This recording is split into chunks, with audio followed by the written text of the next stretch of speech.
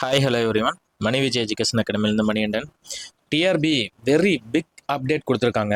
ரொம்ப பெரிய அப்டேட்டு, யாருமே எதிர்பார்க்கல. ஏன்னா பிஎஸ்டிஎம் ஒரு கேஸ் போடுவாங்கன்னே ஃபஸ்ட்டு எதிர்பார்க்கவே இல்லை. அந்த கேஸில் ஜெயிச்சு இந்த மாதிரி ஒரு ஜட்ஜ்மெண்ட் வரும்னு வந்ததுன்னா எதிர்பார்க்கல. ப்ளஸ் வந்து டிஆர்பியும் அதுக்கான செவி சாய்ச்சிருக்காங்க. ஸோ இது ரொம்ப பெரிய அப்டேட் இது, ஓகேங்களா. கண்டிப்பாக வந்துட்டுனா வரவேற்கப்படுவதும் கூட. என்ன அப்படின்னா, செட் எக்ஸாம் நடத்தினாங்க ரொம்ப நாள் கரமிச்சு. அந்த செட் எக்ஸாம் ப்ரெஸ் ரிலீஸ் தான் இன்னைக்கு கொடுத்துருக்காங்க. ஸோ அதை பற்றி நான் உங்களுக்கு டீட்டெயிலாக நான் எக்ஸ்பிளைன் பண்ணுறேன். ஸோ அதுக்கு முன்னாடி இந்த வீடியோ பார்க்குறவங்க மறக்காமல் சப்ஸ்கிரைப் பண்ணிங்க. ஸோ இது மேலும் மேலும் நான் அப்டேட் போடுறதுக்கு வந்து ஒருத்தனா உங்களுக்கு யூஸ் ஆகும். நம்ம வந்து ஒவ்வொருத்தரோட எவ்வளோ செட்டு வந்து ஒருத்தனா கட் ஆஃப் வரும்னு சொல்லிட்டு நம்ம ப்ரிடிக்ட் பண்ணி வந்து போட்டிருந்தோம். இப்போ இந்த அப்டேட்னால வந்து ஒருத்தனா செட்டோட கட் ஆஃப் பிஎஸ்டிஎம் கேண்டிடேட்ஸுக்கு ரொம்ப பெரிய ஒரு வரப்பிரசாதம். ஏன்னா அதில் இருக்கிற பாதி பேப்பருக்கு வந்து ஒருத்தனா பிஎஸ்டிஎம் வராது. பட் ஆனால் அந்த பிஎஸ்டிஎம் இருக்கிற சப்ஜெக்ட்டுக்கு வந்து ஒருத்தனா கண்டிப்பாக வந்து நல்ல ஒரு மாற்றங்கள் வரும். என்ன ரீசன் அப்படின்னா, அந்த பிஎஸ்டிஎம் இருக்கிற subject likes history, economics, political science, public administration, இந்த மாதிரி வந்து பிஎஸ்டிஎம் இருக்கிற சப்ஜெக்ட் எல்லாத்துக்குமே வந்து செட்டு வந்து ஒரு பெரிய பெரிய சேஞ்சஸை கொண்டு வரப்போகுது. ஸோ இப்போ அந்த எல்லாத்துக்கும் அந்த கேஸ் பற்றி நம்மளுக்கு நல்லா தெரியும்.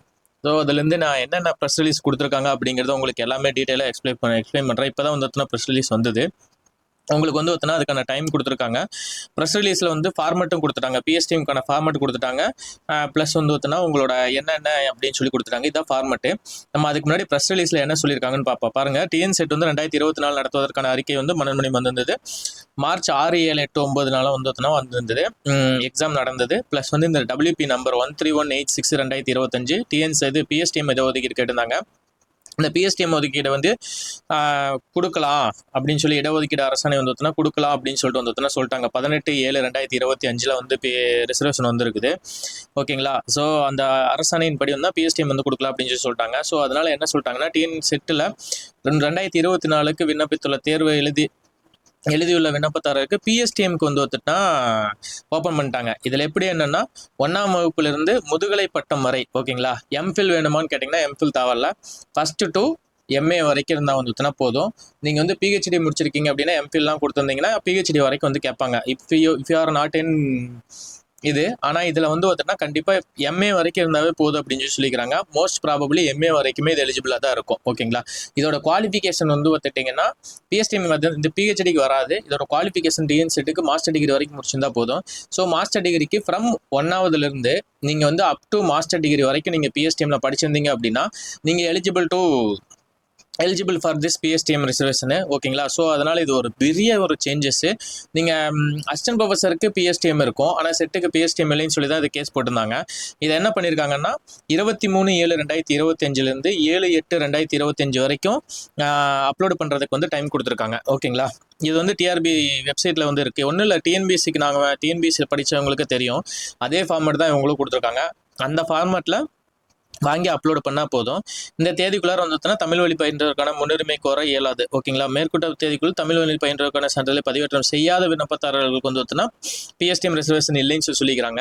ஸோ மித்தவங்களுக்கு வந்துச்சுன்னா பிஎஸ்டிஎம் ரிசர்வேஷன் இருக்குதுன்னு சொல்லி வந்து சொல்லிட்டாங்க. ஸோ ஃபர்ஸ்ட் ஆஃப் ஆல் வந்துச்சுன்னா இந்த கேஸ் போட்டவருக்கு தான் இந்த கிரெடிட் எல்லாமே போகணும். அவர் கேஸ் போடுறவங்க மட்டும் இல்லை அப்படின்னா இன்னைக்கு பிஎஸ்டிஎம்ல வந்து இவ்வளோ பெரிய சேஞ்சஸ் வந்து கொண்டு வந்திருக்க முடியாது. இது சத்தியமாக யாருமே எதிர்பார்க்கல. இவன் தான் வந்துச்சுன்னா நானே இது நான் நினச்சி கூட பார்க்கல. பிஎஸ்டிஎம் வந்து இது கொடுப்பாங்க, செட்டு கொடுப்பாங்க அப்படின்னு சொல்லிட்டு நினச்சி கூட பார்க்கல.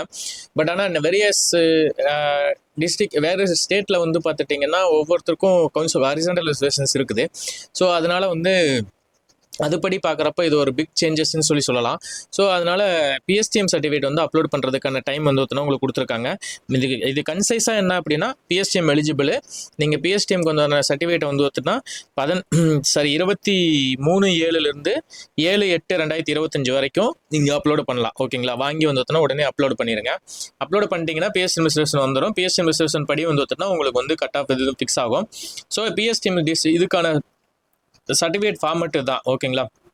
சர்டிஃபிகேட்டில் பேர் என்னவெல்லாம் வந்து போடணும்னு சொல்லிட்டு இருக்கோம். கண்டிப்பாக வந்து இது யாரோ என்ன இதுன்னு போட்டு மொபைல் நம்பர் கண்டிப்பாக போடணும். இது நீங்கள் டிஎன்பிஎஸ்சி எழுதிருந்தீங்கன்னா கண்டிப்பாக தெரியும் பிஎஸ்டிஎம்க்கு. அதே மாதிரி நீங்கள் ஸ்கூல் பிஜிடிஆர்பி இதெல்லாம் எழுதுறப்போ வந்து பிஎஸ்டிஎம் சர்டிஃபிகேட் வந்து எந்த மாதிரி இருக்கும் அப்படின்னு சொல்லி உங்களுக்கு தெரியும்.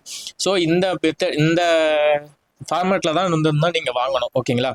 ஸோ இந்த ஃபார்மேட்டில் வந்து சர்டிஃபிகேட் வாங்கி வந்து அப்லோட் பண்ணிடுங்க. ஸோ இது ஒரு பெரிய ஒரு சேஞ்சு. நீங்கள் வந்து இதை நீங்கள் கரெக்டாக யூட்டிலைஸ் பண்ணி பிஎஸ்டிஎம் வாங்கினவங்க எல்லாருமே அப்லோட் பண்ணிடுங்க. யாரெல்லாம் மாஸ்டர் டிகிரி வரைக்கும் நல்லா ஞாபகம் வச்சுங்க. 1ஆவதுலேருந்து மாஸ்டர் டிகிரி வரைக்கும் நீங்கள் 1ஆவதுலேருந்து சார் நான் 1ஆவது மட்டும் இங்கிலீஷ் மீடியம், மற்றெல்லாம் வந்து தமிழ் மீடியம்னாலும் கிடைக்காது. 1 to 10 வரைக்கும் நான் இங்கிலீஷ் மீடியம், 12ஆவது வந்து நான் இந்த தமிழ் மீடியத்தில் படித்து அதுக்கப்புறம் டிகிரி எல்லாம் வந்து நான் தமிழ் மீடியத்தில் தான் படிச்சிருக்கனாலும் கிடைக்காது. ஓகேங்களா? நீங்கள் ஸ்கூல் வரைக்கும் படிச்சுட்டு டிகிரி இங்கிலீஷ் மீடியத்தில் படித்தாலும் பிஎஸ்டிஎம் எலிஜிபிள் கிடையாது. இங்கே வந்து படிச்சுட்டு நீங்கள் அதுக்கப்புறம் நீங்கள் வந்து இது படித்தாலும் வந்து எலிஜிபிள் கிடையாது. ஓகேங்களா? ஸோ நல்லா புரிஞ்சுங்க. 1ஆவதுலேருந்து 12ஆவது வரைக்கும் ஸ்கூலில் ப்ளஸ் வந்து யூஜி டிகிரி ப்ளஸ் வந்து பிஜி டிகிரி இந்த எல்லாத்தையுமே நீங்கள் தமிழ் வழியில் படிச்சிருந்தீங்கன்னா பிஎஸ்டிஎம் சர்டிஃபிகேட் வாங்கி இங்கே அப்லோட் பண்ணிங்கன்னா நீங்கள் பிஎஸ்டிஎம்க்கு எலிஜிபிள் ஆவீங்க.